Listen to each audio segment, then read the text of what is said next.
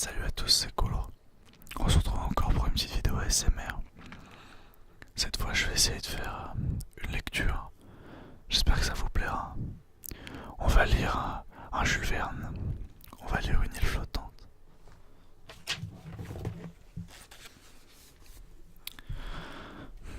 Le 18 mars 1867, j'arrivais à Liverpool.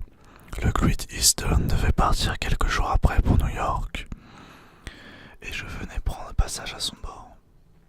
Voyage d'amateur, rien de plus. Une traversée de l'Atlantique sur ce gigantesque bateau me tentait. Par occasion, je comptais visiter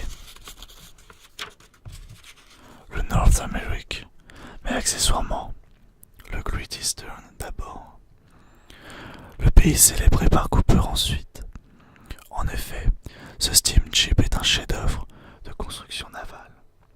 C'est plus qu'un vaisseau, c'est une ville flottante, un morceau de comté détaché du sol anglais qui, après avoir traversé la mer, va se souder au continent américain.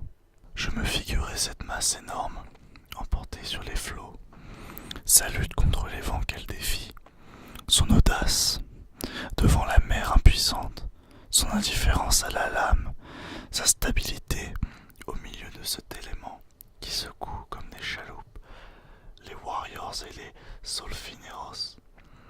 Mais mon imagination s'était arrêtée en déca.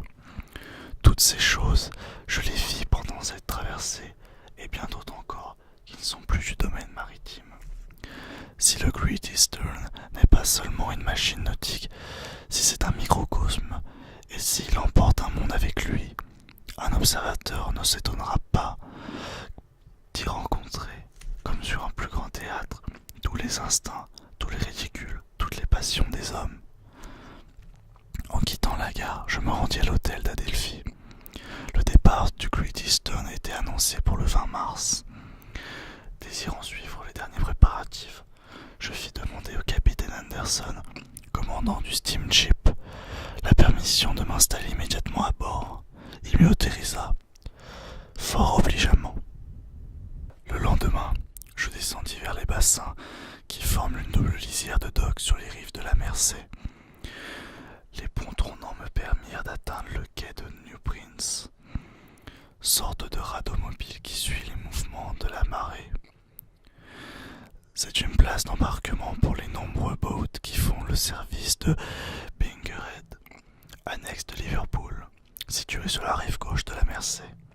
Cette Mersey, comme la Tamise, n'est qu'une insignifiante rivière indigne du nom de fleuve, bien qu'elle se jette à la mer. C'est une vaste dépression du sol remplie d'eau, un véritable trou que sa profondeur rend propre à recevoir des navires de plus fort tonnage, tels le Great Eastern, auxquels la plupart des autres ports du monde sont rigoureusement interdits. Grâce à cette disposition naturelle, ces ruisseaux de la Tamise et de la Mersey ont vu se fonder presque à leur embouchure deux immenses villes de commerce, Londres et Liverpool. De même, et à peu près pour des considérations identiques, Glasgow sur la rivière la Clyde. À la cale de New Prince chauffait un tender, petit bateau à vapeur affecté au service du Great Eastern. Je m'installai sur le pont, déjà encombré d'ouvriers et de manœuvres qui se rendaient à bord du steamship. Quand 7 heures du matin sonnèrent à la tour Victoria, le tender largua ses amarres et suivit à grande vitesse le flot montant de la Mersey, physionomie aristocratique qui distingue l'officier anglais. Je crus reconnaître en lui un de mes amis, capitaine de l'armée des Indes, que je n'avais pas vu depuis plusieurs années. Mais je devais me tromper, car le capitaine McElwin ne pouvait avoir quitté Bombay. Je l'aurais su, d'ailleurs McElwin était un garçon gai, insouciant, un joyeux camarade, et celui-ci, s'il offrait à mes yeux les traits de mon ami, semblait triste, comme accablé d'une secrète douleur.